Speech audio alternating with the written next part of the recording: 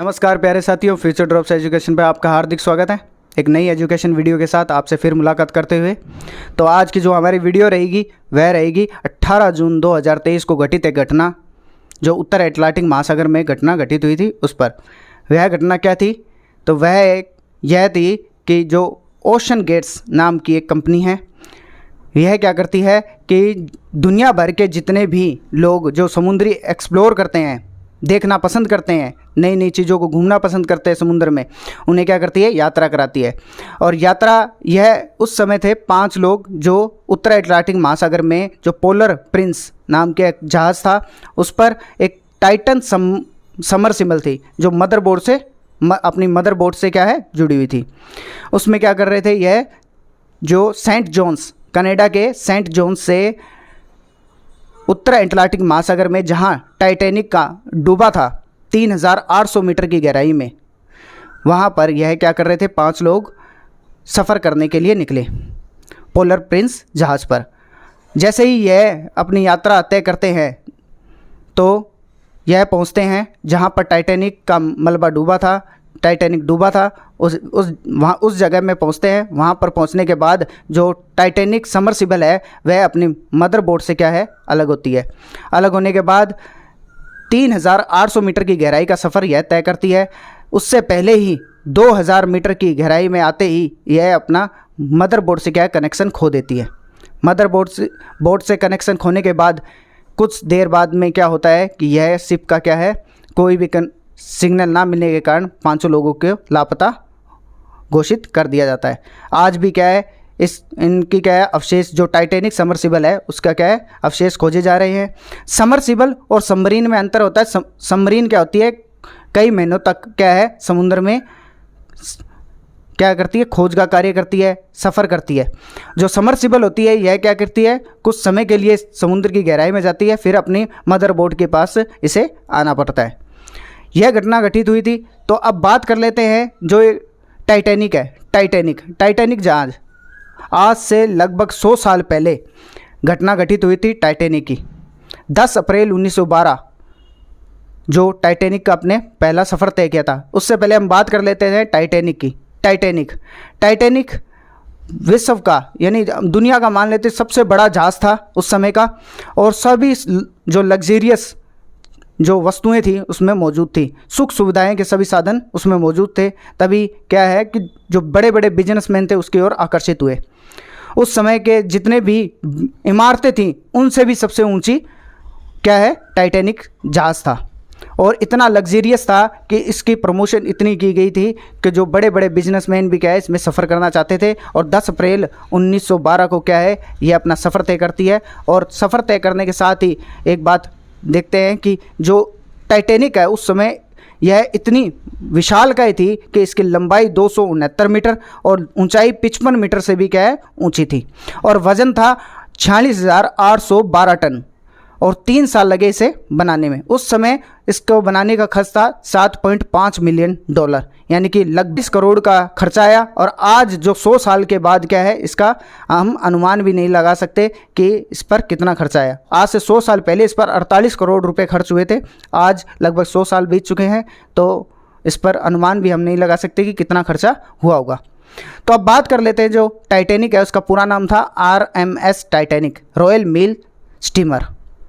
इसको जो बनाया था वह बनाया था वाइट स्टार लाइन, एक कंपनी है वाइट स्टार लाइन। इसके vice president Philip AS Franklin ने पूरे जो अमेरिका में और इंग्लैंड में और पूरे विश्व में यह घोषणा कर दी कि यह अनसिंकेबल जहाज़ है, और इतनी प्रमोशन की कि यह जहाज़ कभी डूब ही नहीं सकता। तो इसी कारण बड़े बड़े बिजनेसमैन लोग इसमें सफ़र करने के लिए आगे की ओर आए। 10 अप्रैल 1912 को सफ़र से पहले इसकी सारी टिकटें बुक हो चुकी थी। 10 अप्रैल 1912 को इसने अपना पहला सफ़र तय किया। साउथहैम्पटन, इंग्लैंड से न्यूयॉर्क की ओर यह रवाना हुई।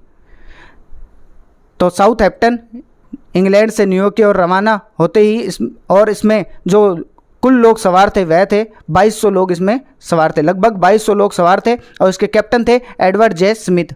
62 वर्षीय एडवर्ड जे स्मिथ इसकी कमान संभाले हुए थे, और यह भी इतने कॉन्फिडेंस थे कि यह जहाज़ कभी डूब ही नहीं सकता था। साउथहैम्पटन इंग्लैंड से यह न्यूयॉर्क की ओर जा रहा था।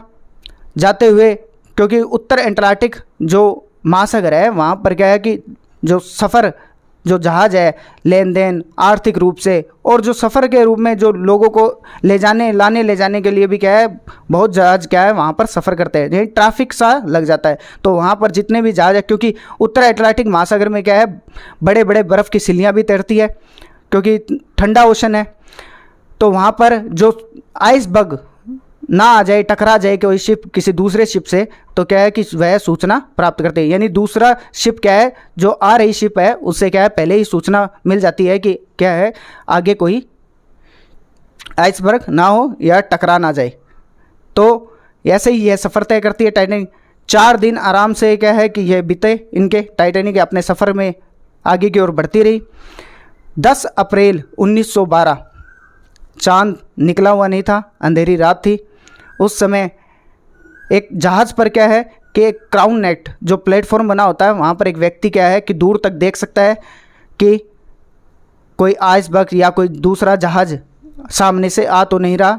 तो टकराने की आशंका से क्या है कि एक व्यक्ति वहाँ पर क्राउन नेट या प्लेटफॉर्म पर क्या है तैनात रहता है। उस समय चांद नहीं निकला हुआ था और क्या है कि अंधेरी रात थी, तो दूर तक कोई दिखाई नहीं दे रहा था। दूर तक ना दिखाई देने के कारण जब अचानक से एक आइसबर्ग दिखाई दिया, क्योंकि इतनी पास पहुंच चुका था, क्योंकि पहले ही टाइटैनिक को 6 वार्निंग मिल चुकी थी कि आगे बड़े बड़े आइसबर्ग हैं।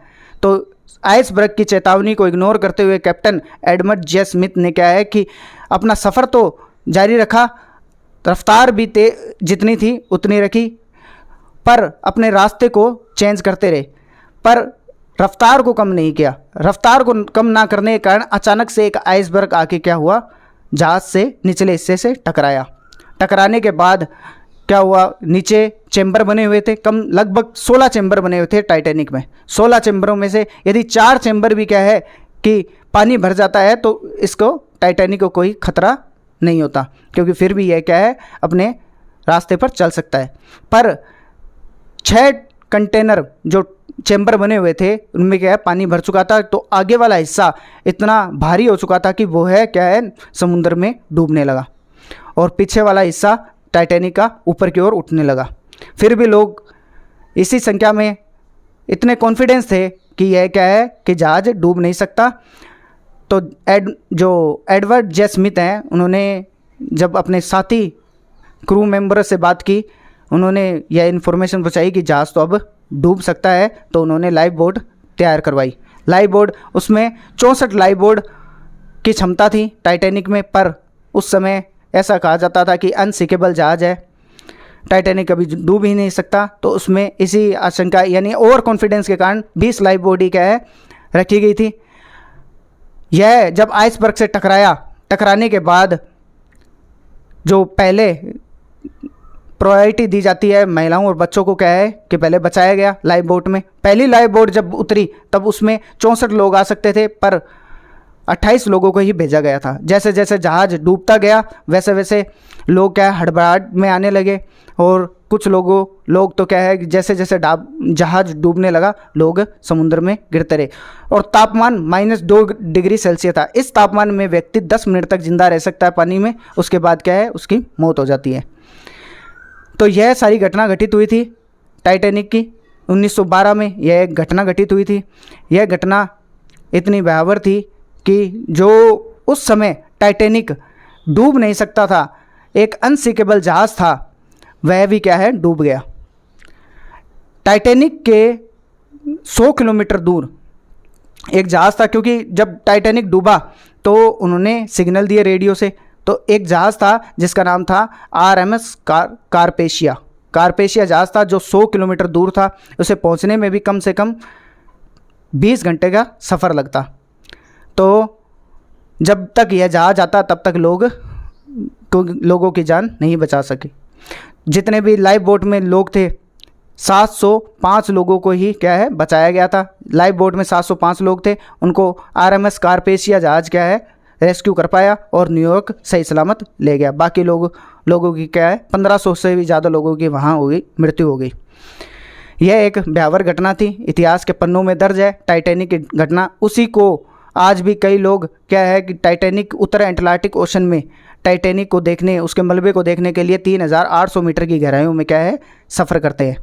यही घटना 18 जून 2023 को घटित हुई थी टाइटन सबमर्सिबल के साथ, और 5 लोगों की इसमें दर्दनाक मौत हुई। उसी को खोजने के लिए, उसी के मलबे को खोजने के लिए आज भी अभियान चलाए गए हैं। तो यह हमारी क्लास आज यहीं ख़त्म होती है, और वीडियो को ज़्यादा से ज़्यादा लाइक करें, शेयर करें। ऐसे ही जो इम्पोर्टेंट फैक्ट होंगे और जो तथ्य होंगे वह हम आप तक लाते रहेंगे। तो जय हिंद, जय भारत।